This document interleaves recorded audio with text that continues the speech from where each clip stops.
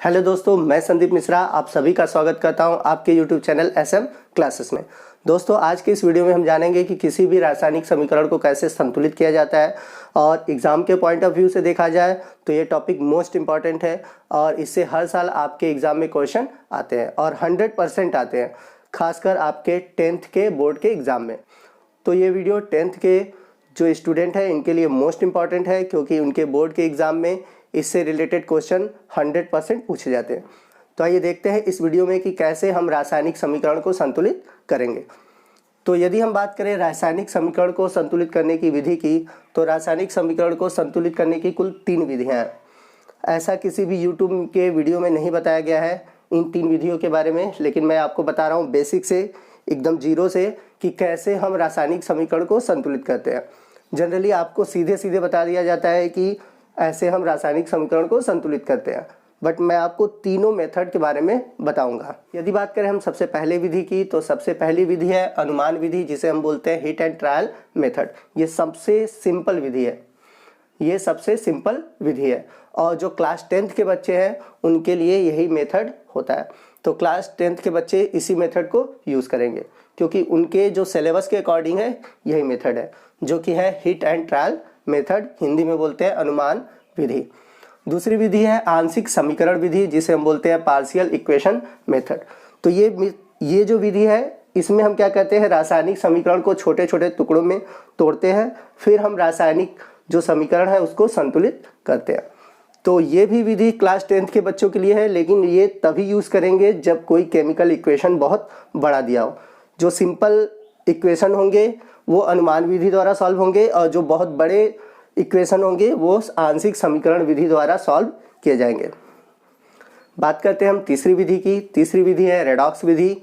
इस विधि में हम रासायनिक समीकरण को संतुलित करने के लिए ऑक्सीकरण अपचयन विधि और आयनन विधि का प्रयोग करते हैं। तो ये जो विधि है हार्ड विधि है, इसमें कई स्टेप हैं और ये सिर्फ क्लास 11th और 12th के बच्चों के लिए होता है। तो जो 11th और 12th के बच्चे हैं उनके लिए विधि मोस्ट इम्पॉर्टेंट है और इनके सिलेबस में दिया हुआ है। तो 10th के लेवल के लिए हमें केवल 2 विधियां पढ़नी है, अनुमान विधि और आंशिक समीकरण विधि, और 11-12 के बच्चों के लिए है रेडॉक्स विधि। तो आइए सबसे पहले हम बात करते हैं अनुमान विधि की, जिसे इंग्लिश में बोलते हैं हिट एंड ट्रायल मेथड। इस विधि में हम क्या करते हैं कि जितने भी रासायनिक समीकरण होते हैं उनको अनुमान लगाकर हम लोग क्या करते हैं, सॉल्व करते हैं। तो बहुत ही सिंपल तरीका है और क्लास 10th के बच्चों के लिए यही मेथड प्रयोग किया जाता है। तो आइए देखते हैं इस विधि में करते क्या है। तो समीकरण संतुलित करने के पहले कुछ चीज़ें हम लोग जान लें, जो कि आपको समीकरण को संतुलित करने में आसानी होगी। तो जैसा कि सामने इक्वेशन दिया गया है, समीकरण दिया गया है और आपको इसको संतुलित करना है। तो कुछ चीज़ें पहले हम लोग जान लें कि इक्वेशन में किस पार्ट को क्या कहते हैं। तो अभिक्रिया में जो लेफ्ट साइड है, आपके हाथ के लेफ्ट साइड, ये जो पार्ट होता है, मतलब हम कह सकते हैं कि ये जो एरो है, एरो के जो टेल वाला रीजन है, इस साइड वाले पार्ट को हम बोलते हैं अभिकारक। क्या बोलते हैं? अभिकारक। और जो हेड रीजन पर है, मतलब जो तीर का हेड वाला रीजन है, इस साइड जो होता है, मतलब राइट हैंड साइड, आपका है उत्पाद। इंग्लिश में इसको बोलते हैं प्रोडक्ट, और अभिकारक को हम बोलते हैं रिएक्टेंट। ओके, तो अभिक्रिया में जो लेफ्ट साइड होता है उसको हम बोलते हैं अभिकारक और जो राइट साइड होता है उसको बोलते हैं हम उत्पाद। और जब भी कोई अभिक्रिया को हम संतुलित करते हैं तो इस चीज़ को ध्यान देते हैं कि अभिकारक और उत्पाद के अणुओं की संख्या क्या होनी चाहिए, बराबर होनी चाहिए। मतलब कहने का यह है कि दोनों तरफ अणुओं की संख्या बराबर होनी चाहिए, लेफ्ट हैंड साइड और राइट हैंड साइड। तो आइए देखते हैं कि किसी भी रासायनिक समीकरण को कैसे संतुलित किया जा सकता है। तो जैसा कि मैंने अभी बताया कि अभिक्रिया के जो बाईं तरफ होता है उसको हम बोलते हैं अभिकारक और जो दाईं तरफ होता है उसको बोलते हैं हम उत्पाद। तो अभिकारक और उत्पाद के अणुओं की संख्या बराबर होनी चाहिए। तो अगर हम देखें, इधर जिंक है तो हम एक टेबल बना लेते हैं। फिलहाल आपको समझना है तो आप टेबल के थ्रू करेंगे, लेकिन जब आप कई बार प्रैक्टिस कर लेंगे तो आपको इस टेबल बनाने की ज़रूरत नहीं पड़ेगी। तो फिलहाल तो हम लोग टेबल के थ्रू समझेंगे। तो ये है Zn, अब इधर मैंने टेबल में लिखा है अभिकारक अणुओं की संख्या लेफ्ट हैंड साइड, LHS का मतलब है लेफ्ट हैंड साइड, और इधर मैंने लिखा है उत्पाद अणुओं की संख्या राइट हैंड साइड।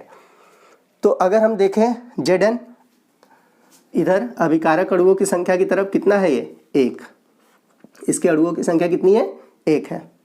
वहीं उत्पाद में देखें तो उत्पाद में भी अणुओं की संख्या कितनी है 1 है। अब उसके बाद देखते हैं हम हाइड्रोजन को। हाइड्रोजन की संख्या कितनी है, इधर 2 है क्योंकि हाइड्रोजन के नीचे 2 लिखा है, तो कितना हुआ 2 हुआ। इस साइड देखते हैं, इस साइड भी हाइड्रोजन के नीचे 2 है, तो यहाँ पर अणुओं की संख्या कितनी होगी 2। अब उसके बाद हम देखते हैं सल्फर। तो थर्ड हमारा जो एलिमेंट है वो है सल्फर। सल्फर की संख्या कितनी है 1, क्योंकि नीचे कुछ नहीं लिखा है तो वैल्यू कितना होगा 1। इधर भी इसके नीचे कुछ नहीं लिखा है तो क्या हो जाएगा 1।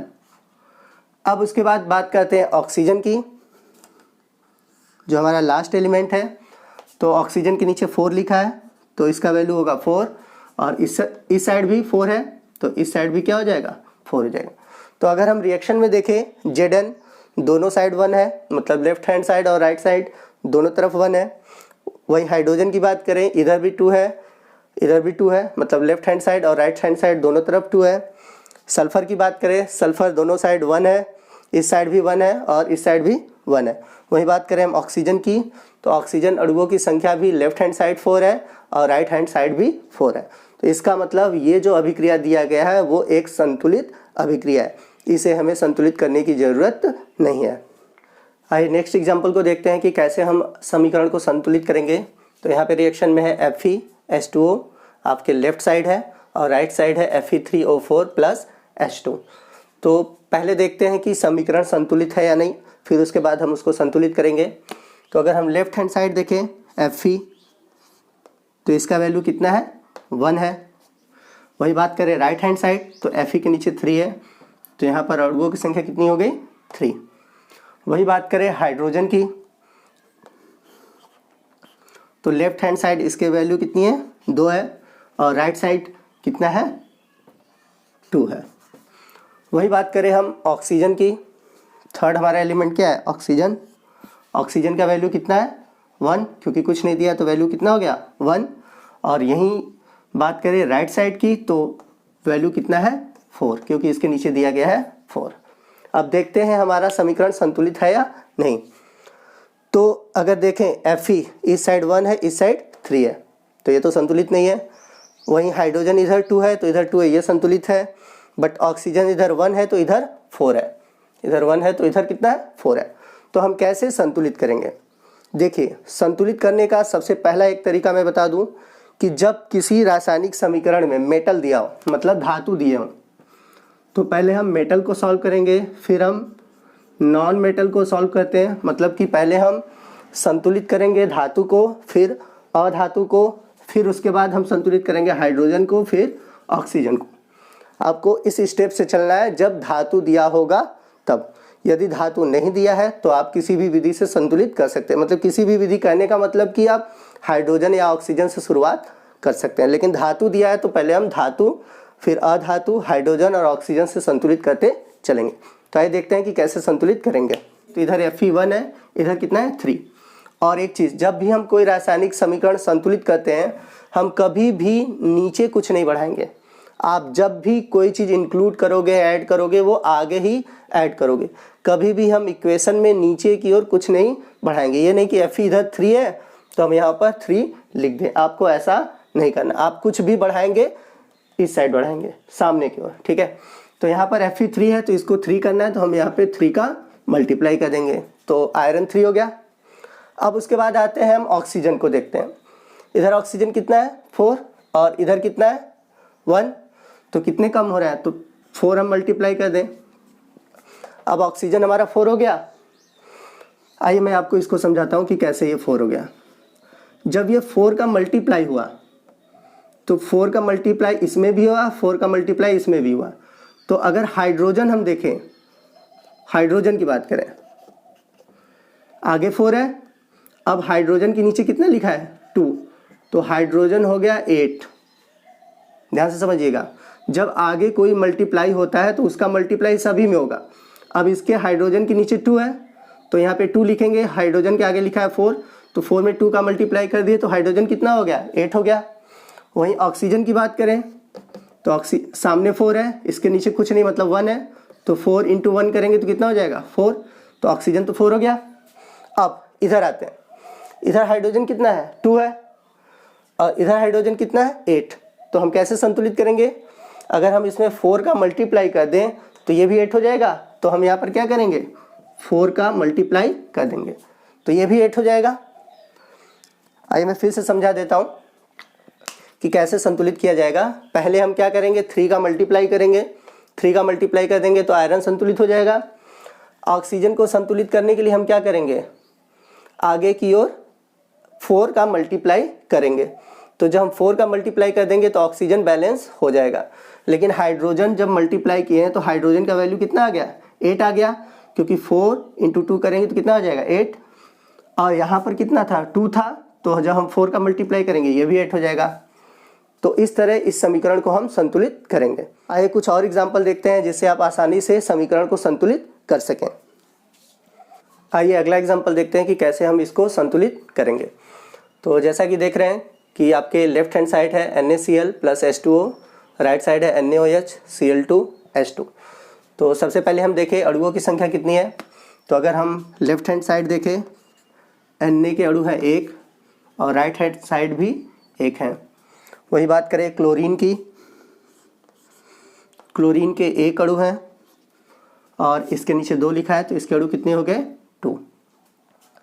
वही बात करें हम ऑक्सीजन की, ऑक्सीजन की कितने मॉलिक्यूल हैं 1 है और इधर कितने हैं 1 है। वही बात करें लास्ट में हम हाइड्रोजन की, तो हाइड्रोजन की कितने मॉलिक्यूल हैं इधर 2 हैं और इधर कितने हैं 1 इधर है 2 इधर, तो कितने हो गए 3। ध्यान दीजिएगा इधर कितने हैं 3 हैं, 2 ये है और ये 1, तो टोटल कितने हो जाएंगे 3। तो अब देख रहे हैं यहाँ पर क्लोरीन बैलेंस नहीं है और हाइड्रोजन बैलेंस नहीं है, तो कैसे बैलेंस करेंगे आइए देखते हैं। तो सबसे पहले मैंने बताया कि किसी भी मेटल को हम लोग करते हैं तो सोडियम एक धातु है, तो पहले हम लोग धातु को देख लेते हैं। तो Na जो है यहाँ पर 1 है, यहाँ पर भी 1 है, तो इसे संतुलित करने की अभी फ़िलहाल ज़रूरत नहीं है। उसके बाद हम देखते हैं क्लोरीन, इधर क्लोरीन कितना है 2 है और इधर 1 है, तो मतलब इधर 1 अधिक है क्योंकि यहाँ पे 2 क्लोरीन के मॉलिक्यूल हैं, यहाँ पर कितने हैं 1 है। तो हम क्या करेंगे, मैंने बताया कि नीचे कभी मल्टीप्लाई नहीं करते, हमेशा मल्टीप्लाई कहाँ करते हैं आगे। तो अगर हम 2 का मल्टीप्लाई कर दें तो 2 का मल्टीप्लाई कर दें तो क्लोरीन हमारा 2 हो गया, इधर भी 2 हो गया। लेकिन यदि अगर हम इधर 2 का मल्टीप्लाई किए हैं तो सोडियम का बैलेंस गड़बड़ हो गया। यहाँ पे सोडियम कितना हो गया 2, लेकिन यहाँ पर सोडियम कितना है 1। अब क्या करेंगे, हमको यहाँ पर भी 2 का मल्टीप्लाई करना होगा। अब 2 का मल्टीप्लाई कर दिए तो Na भी हमारा क्या हो गया 2 हो गया। आइए नेक्स्ट देखते हैं ऑक्सीजन। ऑक्सीजन कितना इधर 1 है, लेकिन इधर कितना है 2 है। कैसे 2 है, क्योंकि मैंने बताया जब 2 का मल्टीप्लाई करते हैं तो 2 का किसी का भी आगे मल्टीप्लाई करते हैं तो आगे भी होता है और आगे जितने भी हैं सब में उतने का मल्टीप्लाई होता जाता है। तो सोडियम भी 2 हो गया, ऑक्सीजन भी 2 हो गए, हाइड्रोजन भी 2 हो गए। अगर नहीं समझ में आ रहा है तो मैं यहाँ पर लिख दे रहा हूँ कैसे हो गया। सोडियम 2, Na 2 × 1, क्योंकि इसके नीचे कुछ नहीं है तो 1 ही होगा, 2 हो गया। ऑक्सीजन की बात करें 2 × 1 2, क्योंकि ऑक्सीजन के कुछ नीचे नहीं है। हाइड्रोजन की बात करें 2 × 1 = 2। ठीक, तो ऑक्सीजन इधर हो गया 2, बट इधर ऑक्सीजन कितना है 1। तो अब हम क्या करेंगे, 2 का मल्टीप्लाई अगर आगे कर दे तो ऑक्सीजन भी 2 हो जाएगा। चलिए 2 का मल्टीप्लाई करते हैं, तो जब हमने 2 का मल्टीप्लाई कर दिया ऑक्सीजन भी हमारा हो गया 2। अब लास्ट बचता है हमारा हाइड्रोजन। इधर हाइड्रोजन देखें तो हमारा कितना है 4 हाइड्रोजन है। कैसे, आगे 2 है, इसके नीचे 2 है, तो कितना हो गया 4 हाइड्रोजन हुआ ना। अब इधर हाइड्रोजन कितना हो गया हमारा, ये 2 है, इस वाले में 2 है और इधर 2 है, मतलब ये 2 और ये वाला 2 हम ले लें तो टोटल कितना हो गया 4 हाइड्रोजन, तो हमारा हाइड्रोजन भी बैलेंस है। हाइड्रोजन बैलेंस करने की ज़रूरत हमको पड़ी नहीं। क्यों? क्योंकि यहाँ वाला 2 हाइड्रोजन और यहाँ का 2 हाइड्रोजन ले लेंगे तो हमारा हाइड्रोजन टोटल हो जाएगा 4।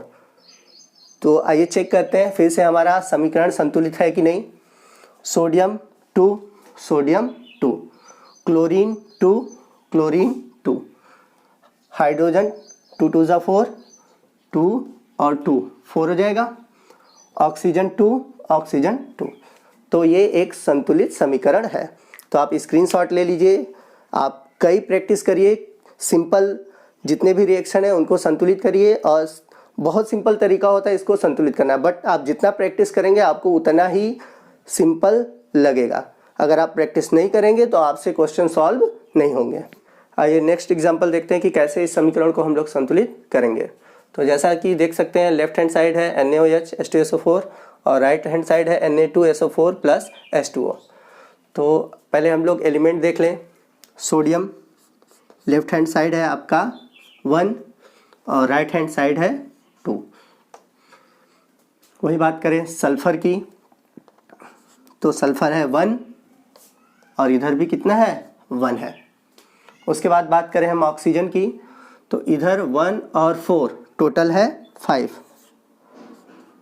ध्यान दीजिएगा, इधर 1 और इधर कितना है 4, तो टोटल कितना हो जाएगा 5। और इस साइड देखते हैं 4 एंड 1 5।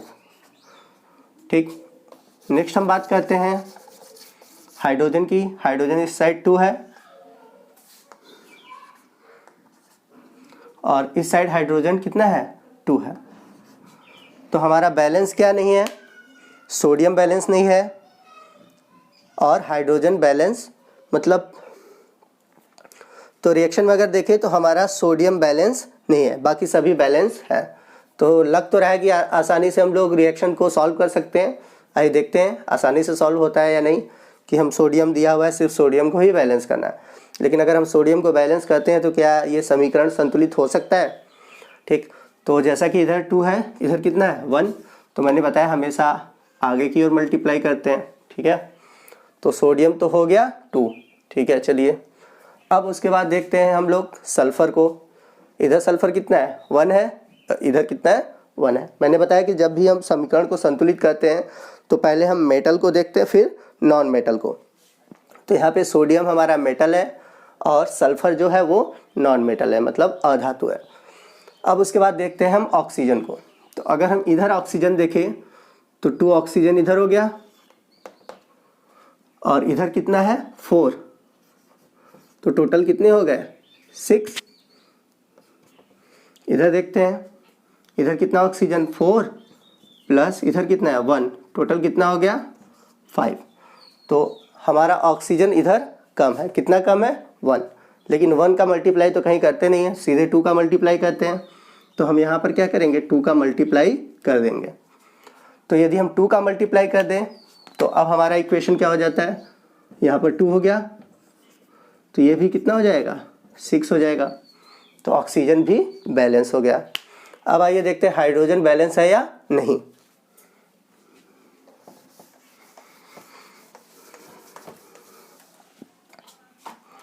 तो हाइड्रोजन हमारा इधर कितना है 2 हाइड्रोजन और इधर भी कितना है 2 हाइड्रोजन, तो टोटल हो गया 4 हाइड्रोजन।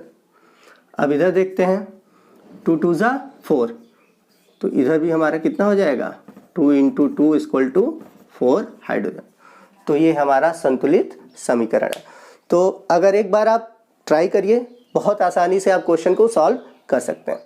आइए अगले एग्जाम्पल को देखते हैं कैसे इस क्वेश्चन को हम लोग सॉल्व करेंगे। तो सबसे बड़ी प्रॉब्लम होती है क्लास 10th के बच्चों के लिए ये ब्रैकेट वाले क्वेश्चन, इसलिए ये ब्रैकेट वाले क्वेश्चन मैं लेकर आया हूँ ताकि इस तरह के क्वेश्चन को भी आप इजीली सॉल्व कर पाएँ। तो पहले मैं आपको तोड़ना बता दूं ताकि अगर आप तोड़ सके तो एलिमेंट को ऑटोमेटिक लिख पाएंगे। ठीक है, तो कैसे इसको हम ब्रेक करते हैं, कैसे तोड़ते हैं, पहले हम लोग ये सीखेंगे। चलिए तो देखते हैं कैसे तोड़ते हैं। तो सबसे पहले हम बात करें कैल्शियम की। कैल्शियम मैंने क्यों लिया, क्योंकि मैंने बताया कि सबसे पहले हम क्या लेते हैं धातु को लेते हैं। इधर कैल्शियम कितना है 1, इधर भी कितना है 1। ब्रेक करने की बात आई है, पहले मैं आपको ब्रेक करके बता दूं कि कैसे इस तरह के क्वेश्चन को ब्रेक करते हैं, ठीक है। तो कैल्शियम के आगे कुछ नहीं है, इधर भी कुछ नहीं है, तो इट मीन्स कैल्शियम के अणु कितने हैं इसमें, 1 है। अब इस तरह दिया हो तो इसका मतलब 2 का मल्टीप्लाई इसमें भी है, 2 का मल्टीप्लाई इसमें भी है, मतलब इसमें भी मल्टीप्लाई, इसमें भी मल्टीप्लाई।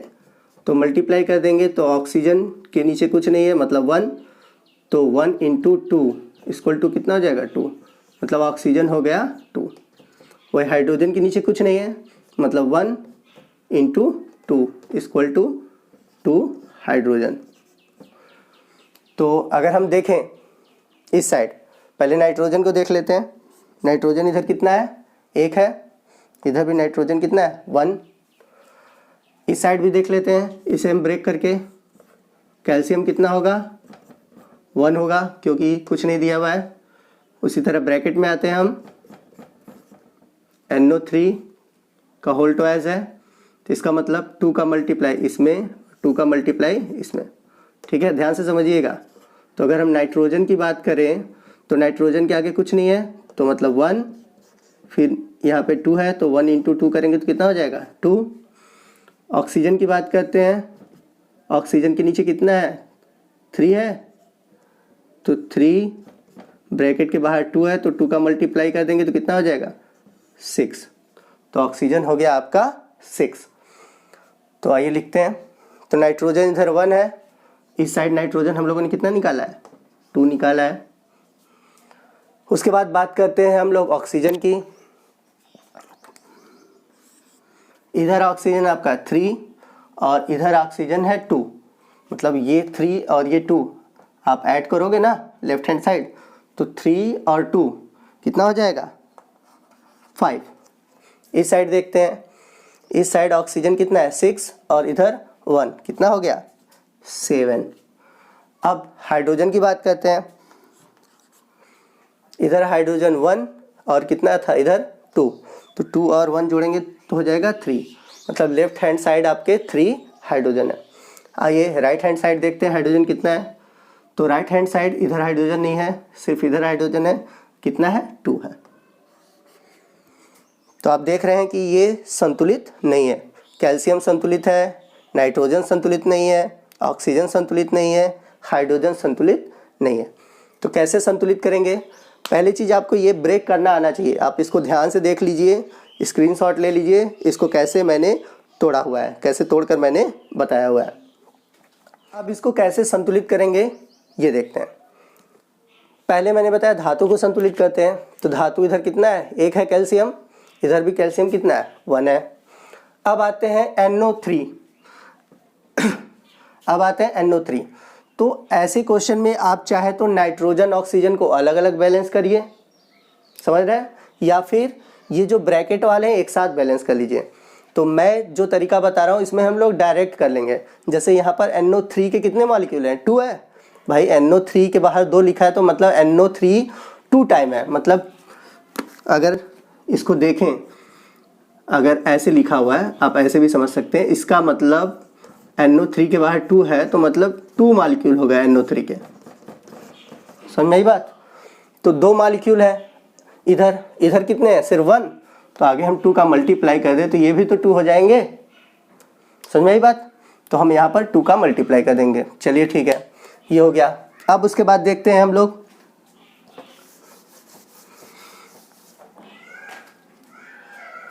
जब हम इसमें मल्टीप्लाई किए, ये हो गया, ये हो गया। अब हाइड्रोजन को देखते हैं, इधर हमारा हाइड्रोजन हो गया 2 और इधर 2, इसके नीचे 2 है, तो मतलब 2 ये हो गया और ये 2, तो टोटल हाइड्रोजन कितने हो गए, 4।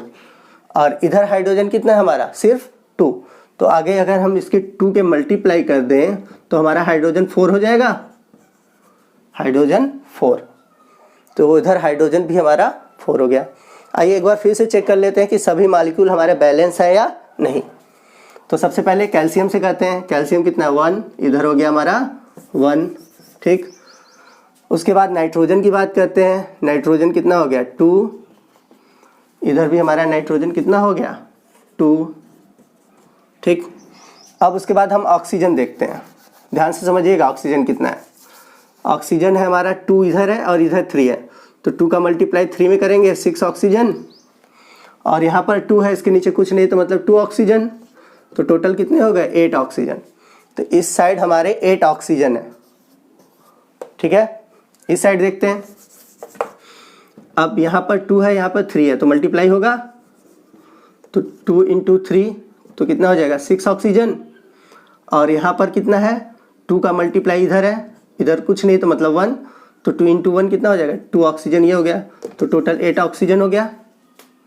तो ऑक्सीजन भी 8 हो गए दोनों तरफ। आइए अब हाइड्रोजन देखते हैं, हाइड्रोजन बैलेंस है या नहीं। हाइड्रोजन इधर देखते हैं, तो 2 हाइड्रोजन ये है,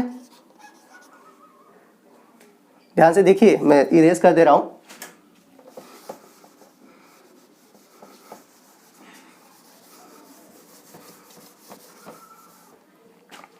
हाइड्रोजन देखते हैं, देखिए कोई भी पॉइंट आपको समझना है तो वीडियो को बार बार देखिए, तभी आपको समझ में आएगा। अगर आप सोचे कि मैं एक बार वीडियो देख लूं और हर पॉइंट समझ में आ जाए तो ऐसा नहीं हो सकता।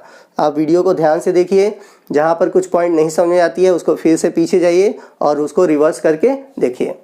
तो हाइड्रोजन की बात करते हैं, हाइड्रोजन कितना हो जाएगा 2, क्योंकि आगे 1 है, तो 2 1 कितना हो जाएगा 2 हाइड्रोजन इधर।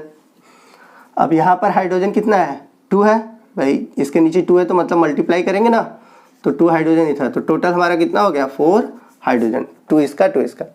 अब आते हैं इधर, तो इसमें तो हाइड्रोजन है नहीं, बात खत्म हो गई। अब यहाँ पर आगे 2 है, इसके नीचे 2 है, तो कितना हो जाएगा 4 हाइड्रोजन। तो हमारा बैलेंस हो गया इक्वेशन। तो इस तरह हम क्वेश्चन को सॉल्व करेंगे। तो आज की इस वीडियो में बस इतना ही। अगले पार्ट में हम कुछ और एग्जाम्पल लेकर आएंगे जो कि इनसे थोड़े टफ होंगे, तो ऐसे क्वेश्चन को हम लोग सॉल्व करेंगे। आपको मैं कुछ क्वेश्चन दे रहा हूँ स्क्रीन पर, आप उन क्वेश्चन को नोट करिए, खुद सॉल्व करिए और देखिए कि आपको कितना समझ में आया। इन केस आपको कोई डाउट है, कोई टॉपिक समझ में नहीं आया, आप हमें कमेंट करके पूछ सकते हैं, मैं आपको उसका रिप्लाई करूंगा। दोस्तों आज के वीडियो में बस इतना ही। यदि आपको वीडियो अच्छा लगा है तो प्लीज़ वीडियो को लाइक कीजिएगा, अपने दोस्तों में से अधिक शेयर कीजिए ताकि वो भी इसका बेनिफिट पा सकें। और यदि आप हमारे चैनल पर नए हैं और अभी तक आप लोगों ने हमारे चैनल को सब्सक्राइब नहीं किया है तो प्लीज़ हमारे चैनल को सब्सक्राइब कीजिए। हमारे बहुत से ऐसे स्टूडेंट हैं जो चैनल को कई बार सब्सक्राइब करने के लिए सोचते हैं, हर वीडियो में वो सब्सक्राइब करते हैं, तो ऐसा नहीं है। आप बस चैनल को एक ही बार सब्सक्राइब कीजिए, बस वो रेड से लाइट कलर का होना चाहिए। ये नहीं कि आप बार बार उसको सब्सक्राइब करें, तो जब आप बार बार सब्सक्राइब करते हैं तो वो सब्सक्राइब नहीं होता, अनसब्सक्राइब हो जाते हैं। तो सब्सक्राइब एक ही बार करना है, रेड को आपको लाइट कलर कर देना है, ये बस ध्यान दीजिए। और बगल में जो सब्सक्राइब के बटन है बेल वाला, घंटी वाला, उसको भी प्रेस कीजिए ताकि जब भी मैं वीडियो अपलोड करूंगा तो आपको उसको नोटिफिकेशन मिलता रहेगा। यदि आप बेल वाला प्रेस नहीं करते हैं, नहीं दबाते हैं, तो आपको नोटिफिकेशन नहीं मिलता है। तो इस बात को ध्यान दीजिए सब्सक्राइब करने के लिए। तो आज के लिए बस इतना ही, मिलते हैं नेक्स्ट वीडियो में। जय हिंद, जय भारत।